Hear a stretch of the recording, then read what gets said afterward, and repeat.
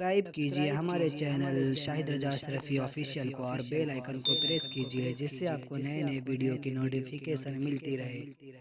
तो नाजरीन अस्सलाम वालेकुम वरहमतुल्लाहि वबरकातुहू। आज का बयान हज़रत शाकिर अली नूरी का बयान रहेगा। अगर ज़िंदगी में तरक्की पाना चाहते हो तो इस काम को ज़रूर करें, तो इस पर अमल भी करें।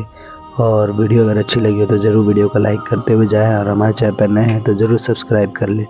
और अल्लाह से दुआ करें कि अल्लाह हमें नेक अमल करने की तौफीक अता फरमाए।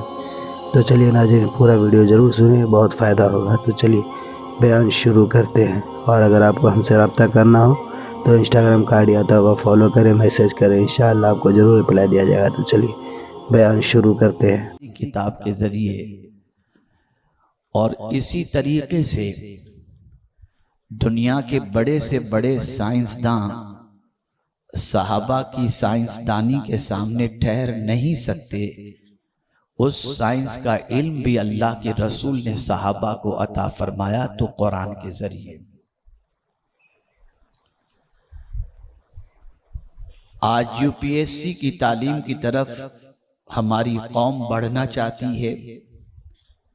सिविल सर्विसेज के अंदर नौजवानों को एडमिशन दिलवाना चाहती है, और हमारी कौम ये चाहती है कि किसी न किसी तरीके से हुकूमत के निज़ाम हुकूमत के अंदर कुछ मुस्लिम नुमाइंदे भी पहुंच जाएं, ताकि मुल्क की खिदमत भी अच्छी तरीके से कर सकें और निज़ाम को दुरुस्त रख सकें।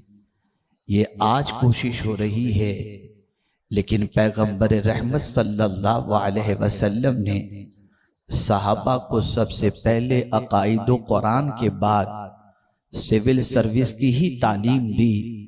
यही वजह है कि विसाले मुस्तफ़वी सल्लल्लाहु अलैहि वसल्लम के बाद से लेकर आज तक इस्लाम चल रहा है और क़यामत तक चलता रहेगा।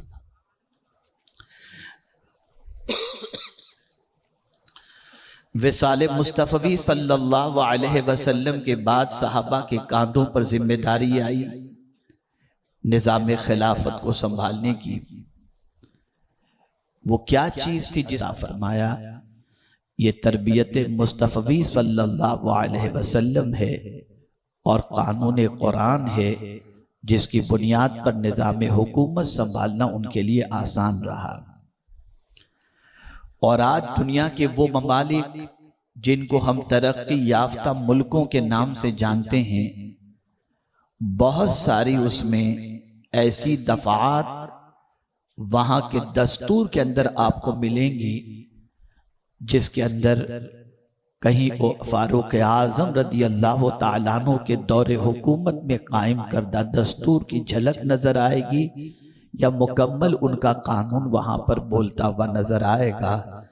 अफसोस जिस कुरान के ज़रिए अल्लाह के रसूल ने अजीम इंसान तैयार किए, आज उसी कुरान का और साहिब कुरान का मानने वाला मुसलमान सबसे घटिया तसव्वुर किया जाता है और सबसे बैकवर्ड तसव्वुर किया जाता है। मेरे प्यारे आका सल्लल्लाहु अलैहि वसल्लम के प्यारे दीवानों, आप में से बेशतर ऐसे होंगे जो स्कूल और कॉलेजेस की तालीम से आरास्ता हैं, लेकिन आपने देखा होगा कि हर सब्जेक्ट की अलग अलग किताब होती है। साइंस की किताब अलग, ज्योमेट्री की किताब अलग, हिस्ट्री की किताब अलग, सिविक्स की किताब अलग, अलजेब्रा की किताब अलग, सारी किताबें अलग अलग होती हैं। अलजेब्रा की किताब के अंदर आपको साइंस नहीं मिलेगा, साइंस की किताब के अंदर हिस्ट्री नहीं मिलेगी, हिस्ट्री की किताब के अंदर ज्योग्राफी नहीं मिलेगी। ऐ मेरे करीम तेरी अज़मतों पर कुर्बान, एक कुरान है और सारे उलूम को अल्लाह ने इस कुरान के अंदर जमा फरमा दिया। साइंस का इल्म भी इसमें मौजूद, मैथ्स का इल्म भी इसके अंदर मौजूद, हिस्ट्री भी इसमें मौजूद, सिविक्स भी इसमें मौजूद, ज्योग्राफी भी इसमें मौजूद, मुआशरती निज़ाम भी मौजूद, मुआशी निज़ाम भी मौजूद, फैमिली निज़ाम भी मौजूद। वो कौन सी चीज़ है जिसे अल्लाह ने इस किताब में छोड़ा हो, वला रतबिम वला याबिसिन इल्ला फी किताबिम मुबीन। मेरे प्यारे आका सल्लल्लाहु अलैहि वसल्लम के प्यारे दीवानों, ये है वो अजमत वाली किताब। मेरे प्यारे आका सल्लल्लाहु ताला अलैहि वसल्लम के प्यारे दीवानों, कमाल की बात यह है कि इस किताब के इंडेक्स को अगर आप देखेंगे तो आपको ये नजर नहीं आएगा। ये सिविक्स का जो मैटर है ये इतने सफ़े पर मौजूद है। ये जो है मुआशी निज़ाम, ये तरतीबवार यहाँ पर इतने से इतने सफ़े तक नहीं, बल्कि इस किताब की खूबी ये है जहाँ जब जैसी ज़रूरत आई उसी के एतबार से आयतें आती चली गई। लेकिन अल्लाह अकबर, इस किताब की अज़मतों को क्या कहना कि सहाबाए किराम अलैहिमुर रिज़वान जब इस किताब के अंदर गोता जन होते हैं और इस किताब से अपने ताल्लुक को मजबूत कर लेते हैं तो इनकी सिचुएशन ये होती है कि इस किताब के जरिए बुलंदी के उस मकाम तक पहुंच जाते हैं जहां तक अब दुनिया का कोई इंसान पहुंच नहीं सकता। बल्कि जब कोई कुरान के अंदर गोता जन हो जाता है, कुरान की गहराई में पहुंच जाता है, कुरान से मोती निकालना शुरू कर देता है, कुरान की मालूमात की तरफ तवज्जो देता है, तो फिर होता क्या है, उसे कहीं से कोई इल्म हासिल करने की जरूरत नहीं पड़ती, बल्कि फन्ने शायरी भी अगर सीखनी होती है तो वो भी कुरान से सीखता नजर आता है। इसीलिए मेरे इमाम इश्क व मोहब्बत ने कहा, कुरान से मैंने नात गोई सीखी। ये वो अजमत वाली किताब है जिस किताब की अजमतों का अहाता नहीं किया जा सकता। और इसीलिए पैगंबर रहमत सल्लल्लाहु अलैहि वसल्लम ने इरशाद फरमाया, जब तक तुम किताबो सुन्नत का दामन थामे रहोगे कभी गुमराह नहीं हो सकते, लन तदिल्लु, कभी नहीं हो सकते। हम आज यकीनन इलाज करने की तरफ कदम बढ़ाते हैं कि हमारे लोगों की निगाहों का इलाज किया जाए, किरदार का इलाज किया जाए, आवारगी का इलाज किया जाए, जिहालत का इलाज किया जाए। हमारी कौम ऐसे रास्तों की तरफ चल पड़ी, राह की जहन्नम की तरफ ले जाने वाली हैं। हम एक एक चीज का इलाज करने की तरफ बढ़े हैं, कभी नमाज के फजाइल पर, कभी ज़कात के फजाइल पर, कभी ज़िना की मजम्मत पर, कभी खुश अखलाकी पर। लेकिन अगर सबसे अहम इलाज अगर देखा जाए तो वो यही है कि आ जाओ कुरान की तरफ, आ जाओ मुस्तफ़ा जाने रहमत सल्लल्लाहु अलैहि वसल्लम की तरफ। तुम्हारी हर परेशानी का इलाज अल्लाह ने कुरान और सुन्नत के अंदर रख दिया है। आइए मैं आपको समझाता हुआ चलूं ताकि आप महसूस कर सकें। दुनिया का आज का इंसान खुद को बहुत क्लेवर समझता है, बहुत होशियार समझता है, बहुत दानिश्वर समझता है। और यही तो दानिश्वरी की, उसकी दानिश्वरी की अलामत अगर आप देखें, अगर अरबपति बन गया तो कहता है यार मैंने बहुत अक्ल इस्तेमाल की है। कोई अगर हायर एजुकेशन हासिल कर लिया तो कहता है मेरा दिमाग बहुत काम किया, मेहनत की और मैं यहाँ तक पहुंचा। कोई शक की गुंजाइश नहीं है। कतई तौर पर दुनिया का इंसान खुद को अपने एतबार से अक्लमंद तसव्वुर करता है और अक्लमंद के एतबार से वो हर चीज को ये समझता है कि ये मेरी अक्ल की वजह से मैंने तरक्की की, ये मेरी खूबी की वजह से मैंने तरक्की की, मेरी दानिशमंदी की वजह से मैंने तरक्की की। मैं दुनिया के बहुत सारे तरक्की याफ्ता इंसानों की जिंदगी को जब देखता हूं तो हर फील्ड के अंदर कोई ना कोई बहुत ज्यादा तरक्की याफ्ता मुझे नजर आता है। यकीनन वो तरक्की याफ्ता अपनी अक्ल पर, अपनी सोच पर, अपनी फिक्र पर, अपनी दानिशमंदी पर नाज करता हुआ नजर आता है। और इसीलिए परवरदिगार जानता है कि इंसान की साइकोलॉजी क्या है, इंसान की नफ्सियात क्या है। अल्लाह जानता है कि इंसान हर कमाल और हर खूबी को अपनी अक्ल की तरफ मंसूब करेगा। तो अब परवरदिगार ने भी कुरान मुकद्दस की रोशनी के अंदर इंसान की अक्ल ही से पूछा है, इंसान की सोच ही से पूछा है, तू बहुत अक्लमंद बन रहा है, बहुत होशियार बन रहा है, तूने सब चीजों के बारे में महसूस किया किया, सब चीजों के बारे में तूने जानने की कोशिश की और मेहनत की, ये चीज इस तरह से, ये चीज। और मैं आपको बताऊं, उस करीम की अजमतों पर कुर्बान जाइए कि अल्लाह ने इतनी मखलूक पैदा फरमाई। जानवर है, आप जरा देखें, शेर का मुकाबला आप नहीं कर सकते। शेर को आता देखकर आप डर जाएंगे। जहां शेर आजादी से घूम रहे हो उस इलाके में आप नहीं जाएंगे। जहां सांप नजर आ जाए आप डर जाएंगे। जहां बिच्छू नजर आ जाए आप डर जाएंगे। जहां हाथी आता हुआ दिखाई दे आप किनारे हो जाएंगे। आप जरा सोचो, ये लहीम शहीम जानवर, ये बड़े जानवर, ये खूंखार जानवर जब भी नजर आते हैं इंसान उससे डरता हुआ नजर आता है। लेकिन इनकी भी एक लिमिट है, ये इस लिमिट से आगे नहीं जाते। शेर को जितनी खुराक चाहिए और जो खुराक चाहिए मिल जाए खा लेगा, सो जाएगा। हाथी को खुराक मिल गई, खाया, सो जाएगा। ये बड़ी अजीब पोजीशन है। न हाथी में रिसर्च की ताकत है, न शेर में रिसर्च की ताकत है।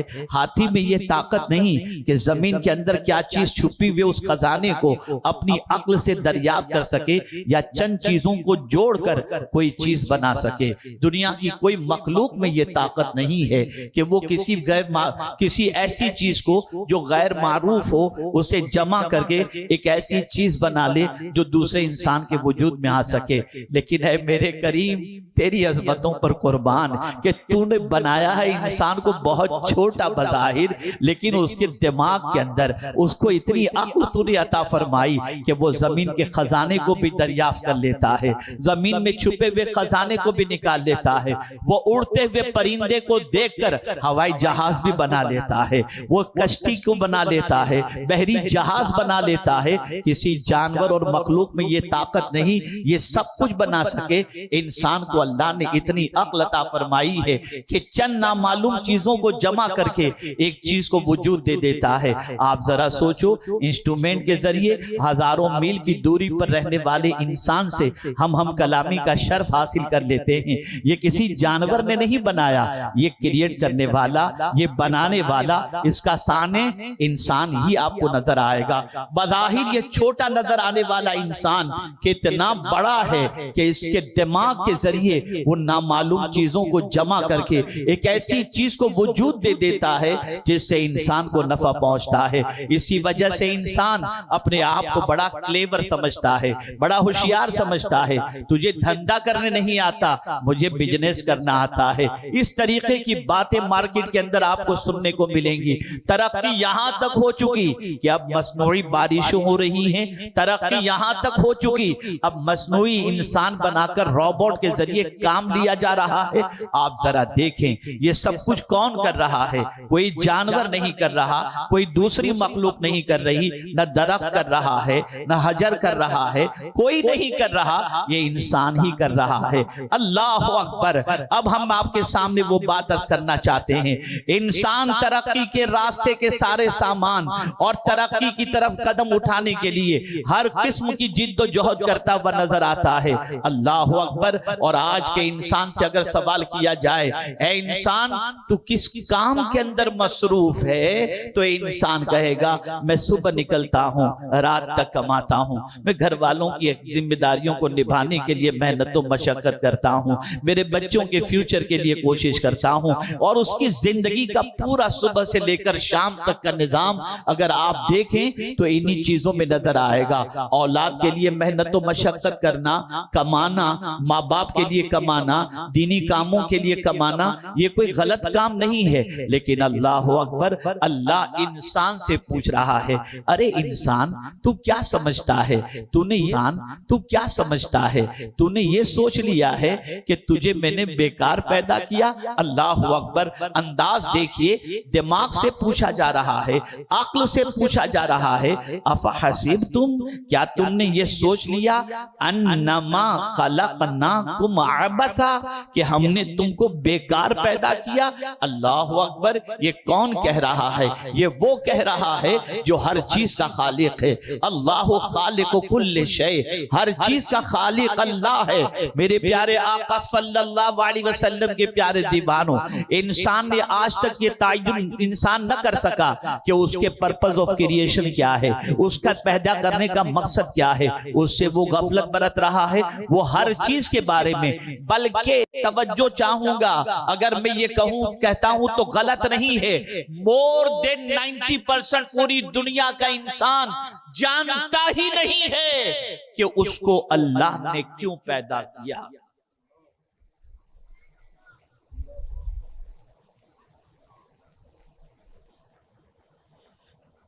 यही वजह है कि हर बेकार के कामों के अंदर आज का इंसान मसरूफ हो गया। हमारी कौम सबसे ज्यादा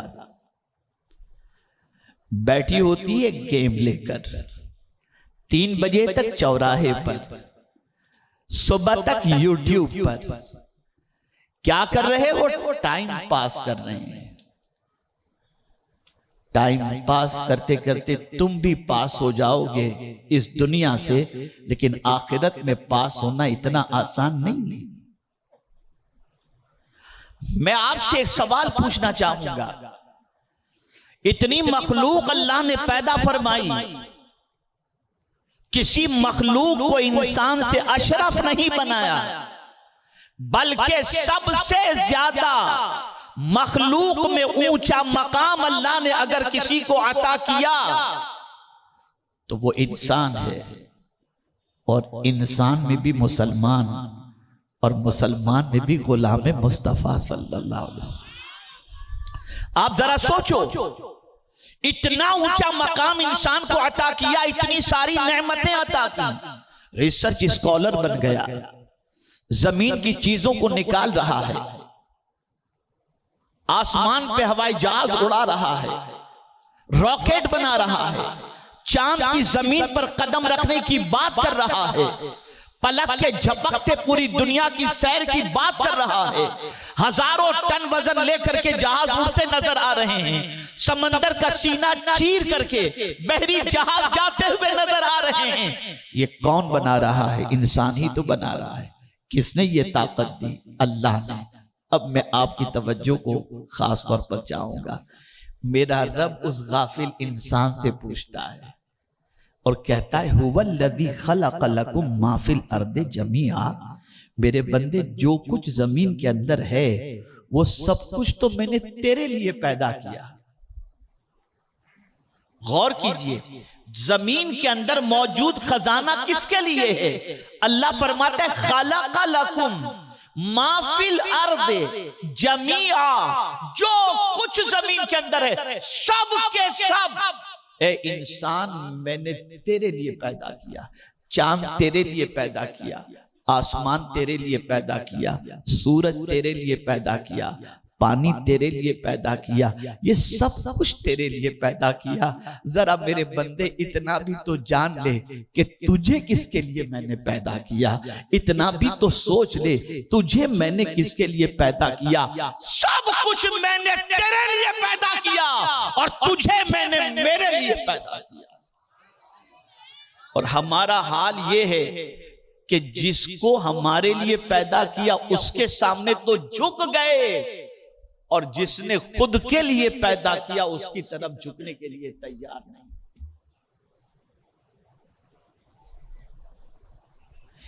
क्या कभी हमारे जहन में यह बात आई कि अल्लाह ने हमें उसके लिए पैदा किया है? यह तसव्वुर जब जहन में आता है, यह ख्याल जब जहन में आता है, तो फिर उसकी जिंदगी में इनकलाब पैदा हो जाता है, फिर उसकी जिंदगी संवर जाती है, फिर हर बेकार काम उसे बहुत ज्यादा चुभते नजर आते हैं, बल्कि अपने लम्हों की कद्र करता है, अपनी सांसों की कद्र करता है, अपने वक्त की कद्र करता है, अपने दिमाग को सही तौर पर यूटिलाइज करता है, इसलिए कि वो जानता है मुझे अल्लाह ने जैसा बनाया ऐसा किसी को नहीं बनाया। खुद रब्बे कदीर जल्ल जलालहू ने फरमाया, इन्ना अकरमकुम इंदल्लाहि अत्काकुम, कहीं फरमाया अल्लाह अज़्ज़ व जल्ल ने हुवल्लज़ी युसव्विरुकुम फिल अरहाम मा यशा, परवरदिगार जल्ल जलालहू ने फरमाया लक़द खलक़नल इंसान फी अहसनि तक़वीम। आप अंदाजा तो लगाइए अल्लाह अज़्ज़ व जल्ल ने इंसान को कितनी खूबियों से नवाजा, लेकिन ए इंसान तेरी सोच पर ताज्जुब ताज्जुब हो रहा है, जिस खालिक ने तुझे इतना कुछ अता किया, तेरे पास सब के लिए वक्त है, तेरे रब के लिए तेरे पास वक्त नहीं। कोई तुझे अल्लाह की अता करदा आंख जैसी आंख नहीं दे सकता, कोई अल्लाह की अता करदा कान जैसे कान नहीं दे सकता, कोई अल्लाह की अता करदा जबान जैसी जबान नहीं दे सकता।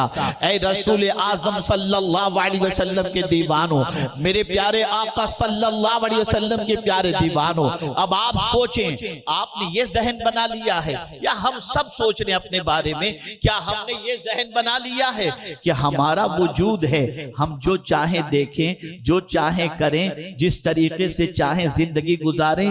नहीं नहीं, ये अल्लाह की दिव्य चीज है, अल्लाह की दिव्य अमानत है। ऐसा नहीं। मैं आपसे पूछना चाहूंगा, एक बंदे को आप सुबह जॉब पर बुलाते हो, किसी को मुलाजिम की हैसियत से रखते हो, उसे ड्यूटी हावर्स बता देते हो, सुबह 10 बजे आना है, शाम को 10 बजे तक ड्यूटी करना है, महीने का इतना पगार देंगे, इससे ज्यादा नहीं, कोताही नहीं करना, टाइम की पाबंदी करना है, अगर थोड़ी सी ताखिर होगी पगार काट लिया जाएगा, और ज्यादा गैर हाजिरी करोगे तो निकाल दिया जाएगा। न जाने कितने इंस्ट्रक्शन हमारे उसके सामने होते हैं। हम देते क्या हैं उसको?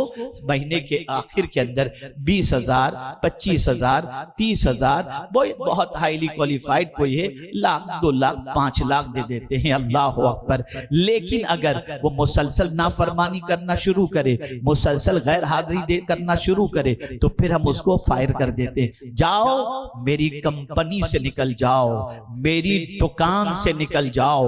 आप दूसरी दुकान तलाश कर लेंगे, दूसरा जॉब तलाश कर लेंगे। लेकिन मैं आपसे पूछना चाहता हूं, अल्लाह की सुबह से लेकर रात तक हम नाफरमानी करते हैं। अगर वो कह दे जमीन मेरी है, निकल जाओ यहां से, कौन सी दूसरी जमीन है जहां हम जाएंगे? अल्लाह कह दे मेरे आसमान जैसे साहिबान से हट जाओ, कहीं और चले जाओ, कोई जाए पना हमारे लिए नहीं है। लेकिन ऐ करीम तेरी अजमतों को पर कुर्बान कि एक मुलाजिम अपने सेठ के यहाँ मुलाजिमत 1 महीने की करने के बाद 1 महीने का पैसा वहां से हासिल करता है, लेकिन 2-4 बातें न माने तो उसकी रोजी बंद हो जाती है। लेकिन तेरे एहसान पर कुर्बान कि हम जिंदगी भर तेरी नाफरमानी कर रहे हैं, फिर भी तू हमें अता कर रहा है, तू हमें खाना दे रहा है, तू हमें पीना दे रहा है, हमें जिंदगी दे रहा है, हमें जिंदगी के जीने का वक्त दे रहा है।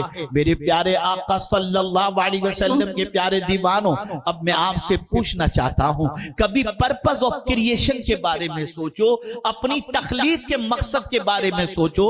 अब आपके सामने और मेरे सामने ये माइक है, माइक वालों को हमारे जाफर भाई ने, हाफिज साहब ने ऑर्डर दिया होगा, कंडीशन रखी होगी, देखो अच्छा माइक लेकर के आना, सही तौर पर आवाज पहुंचाने वाला माइक लेकर के आना, गड़बड़ी नहीं होनी चाहिए। अब वो माइक लेकर के आया, अब माइक में मैं बयान करूं और मेरी आवाज आप तक न पहुंचे, सीटी मारने लगे, बंद हो जाए तो इसका नाम मैं तब्दील कर दूंगा। ये भंगार कहां से लेकर के आए हो? अब माइक का नाम छीन लिया गया और इसे कचरे का नाम दे दिया गया। सुन लो, आज अगर दुनिया के पैरों तले मुसलमान आ रहे हैं तो उसकी वजह यह है कि जिस मकसद के लिए अल्लाह ने पैदा किया था, जब वो मकसद मुसलमान पूरा नहीं करता तो आज मुसलमान जो है दलित से ज्यादा कमजोर तस्वुर किया जाता है, आज का मुसलमान बैकवर्ड तस्वुर किया जाता है, आज का मुसलमान जाहिल तस्वुर किया जाता है, आज का मुसलमान डाकू लुटेरा तस्वुर किया जाता है। लेकिन जिनके सामने मकसद मौजूद होता है, उनके जिस्म पर अगर कीमती लिबास भी न हो, आलीशान महल भी न हो, तब भी कोई बंदा नवाज कहलाता है, कोई गरीब नवाज कहलाता है, कोई दातागंज बख्श कहलाता है। वजह क्या है? उनके सामने पर्पस ऑफ क्रिएशन था। वो जानते थे कि अल्लाह ने हमको क्यों पैदा किया। वो अपनी जिंदगी को बेकार के कामों में खर्च नहीं करते दिखाई देंगे। उनकी जिंदगी का लम्हा लम्हा अल्लाह के कानून के मुताबिक गुजरता हुआ नजर आएगा। ऐ नौजवानों, जरा होश के नाखून लो, तुम क्या कर रहे हो? उस पैदा करने वाले के पैदा करने का मकसद तुम भूल गए। तुम्हारा बेटा अगर बड़ा होने के बाद आउट ऑफ ट्रैक हो जाए तो तुम अपने बच्चे से जरूर ये कहते हो, क्या इसी दिन के लिए मैंने तुझे बड़ा किया था? मौला भी पूछेगा, क्या इसीलिए मैंने तुझे पैदा किया था? है जवाब की तैयारी? जरा सोचो, जरा अंदाजा लगाओ, उस महबूदे बरहक ने, पालनहारे हकीकी ने इतना अजीम मर्तबा हमें अता किया, और फिर एक ऐसा दस्तूर हयात हमें अता किया कि उस एक किताब के जरिए और पैगंबर रहमत सल्लल्लाहु अलैहि वसल्लम के जरिए हम बुलंदी के उस मकाम तक पहुंच सकते हैं जिस मकाम तक दुनिया का कोई इंसान नहीं पहुंच सकता। लेकिन गाफिल, इतने गाफिल, इतने गाफिल, इतने गाफिल कि अब तो कुरान मानने वाला बंदा ये कहता है कि हमें कोई रास्ता सुझाई नहीं देता। तो मैं आपसे कहता हूं, माह रमजान में अल्लाह ने कुरान नाजिल फरमाया और फरमाया शहरु रमजान अल्लज़ी उन्ज़िला फ़ीहिल कुरान हुदल लिन्नास, ये लोगों को रास्ता दिखाने वाली ही तो किताब है। तुम्हें रास्ता क्यों नजर नहीं आता? इसलिए कि तुम कुरान नहीं पढ़ रहे हो। तुम्हें रास्ता क्यों नजर नहीं आता? इसलिए कि कुरान के तर्जमे को नहीं पढ़ रहे हो। तुम्हें रास्ता क्यों नजर नहीं आता? इसलिए कि कुरान से रहनुमाई का तुम्हें जज्बा नहीं है। तुम तो पिक्चर से रहनुमाई, देखे जरा हीरो ने बाल कैसे रखे, पैंट कैसी पहनी, टी शर्ट कौन सा पहना। जालिमों, जिस खुदा ने जिंदगी अता फरमाई और जिस रसूल के तरीके को अपनाने का हुक्म दिया, उनके तरीके को छोड़कर तुम सवाल पजीर और आवारा के तरीके को अपनाना जब चाहोगे तो तुम्हारी जिंदगी में कभी तरक्की और कामयाबी आ ही नहीं सकती। तो नाज़रीन, वीडियो अगर अच्छी लगी हो तो जरूर वीडियो को लाइक करें और हमारे चैनल पर अगर नए हैं तो जरूर सब्सक्राइब करें और अल्लाह से दुआ करें कि अल्लाह हमें नेक अमल करने की तौफीक अता फरमाए, हर बला मुसीबतों से, परेशानियों से, आफतों से, बीमारियों से हिफाजत फरमाए। तो नाज़रीन, वीडियो अगर अच्छी लगी हो तो वीडियो को लाइक करते हुए जाएं और हमारे चैनल पर नए हैं तो जरूर सब्सक्राइब कर लें। चलिए मिलते हैं अगली वीडियो में, तब तक के लिए अस्सलामु अलैकुम व रहमतुल्लाहि व बरकातुहू। वीडियो अच्छी लगे तो हमारे वीडियो को लाइक करें और हमारे चैनल को सब्सक्राइब करें। शुक्रिया।